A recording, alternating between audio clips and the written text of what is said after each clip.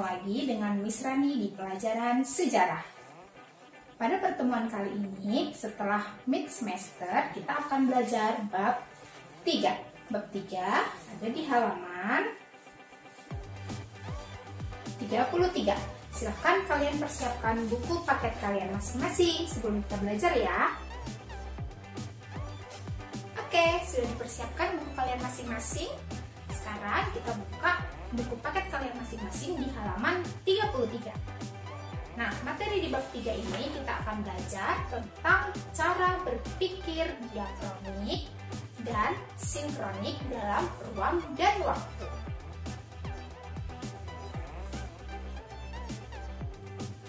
Nah, apa sih sebenarnya itu konsep berpikir diakronik dan konsep berpikir sinkronik?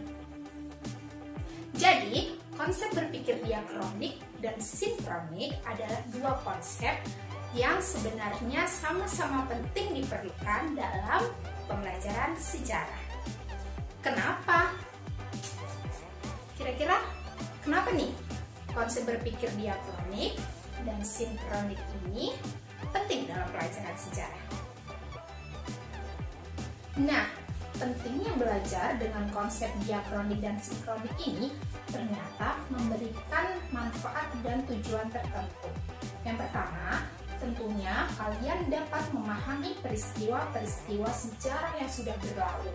Kemudian, untuk menangkal berita-berita yang belum tentu kebenarannya seperti saat ini. Jadi, konsep dua hal ini sangat penting ya untuk kita pelajari. Oke.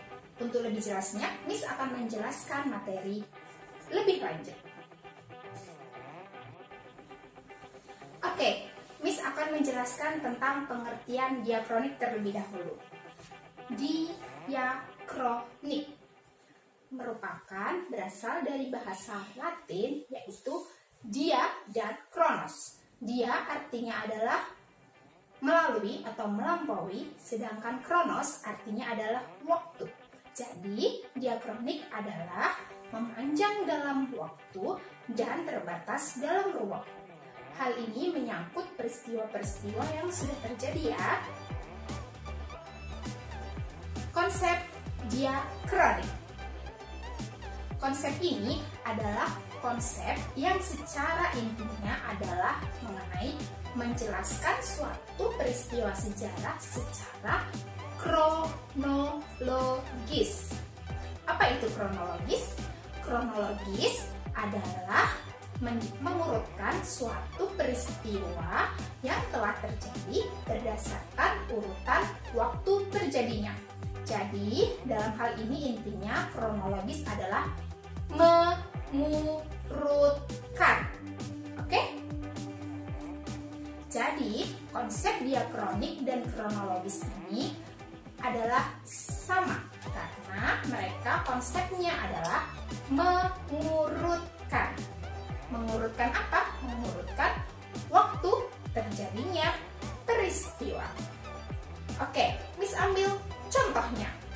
Contohnya adalah misal coba ceritakan secara diakronik mengenai perjalanan kalian berangkat ke sekolah SMA Dharma-Ida. Nah, contohnya itu tadi adalah kita harus berkonsep secara mengurutkan waktu terjadinya. Misalnya, pertama, kalian jam 5 bangun.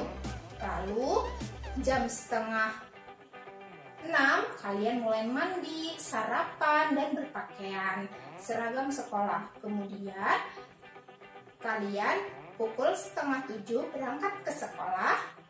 Lalu di sekolah jam 7 kalian sudah sampai dan memulai pelajaran pukul 7.30.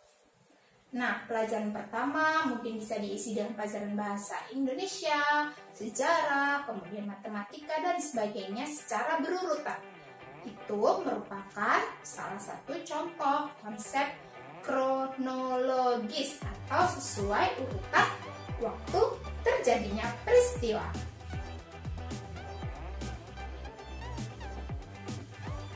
Lanjut ke pengertian sinkronik. Sinkronik berasal dari bahasa sin dan kronos. Sin dan kronos merupakan artinya adalah sama-sama, yaitu adalah waktu atau masa. Nah, berbeda dengan diakronik yang mereka mengurutkan waktu, namun jika sinkronik ini adalah lebih ke meluas dalam ruang dan terbatas dalam waktu. Nah, konsep sinkronik ini merupakan konsep yang lebih meluas dalam ruang. Intinya adalah jika kita mempelajari peristiwa sejarah, tentunya akan berkaitan dengan aspek-aspek kehidupan yang lain. Contohnya ada aspek sosial, ekonomi, budaya, maupun politik. Nah, contoh dari konsep sinkronik ini adalah misalnya kita akan mempelajari tentang proklamasi kemerdekaan Indonesia. Nah, dan dampaknya terhadap kehidupan di Indonesia. Tentunya hal ini kita akan mempelajari proklamasi kemerdekaan Indonesia secara umum atau secara lebih spesifik.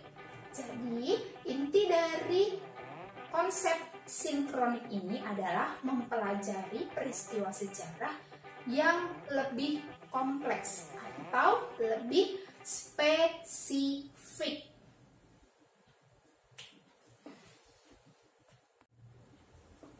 Nah, bagaimana? Apakah kalian sudah mengerti materi Miss yang berikan, yaitu tentang konsep diakronik dan sinkronik? Jika sudah mengerjakan, nantinya silahkan dikumpulkan dengan tepat waktu dan sampai bertemu di pertemuan selanjutnya. Kita akan membahas mengenai materi periodisasi. Tetap jaga kesehatan dan stay at home. See you!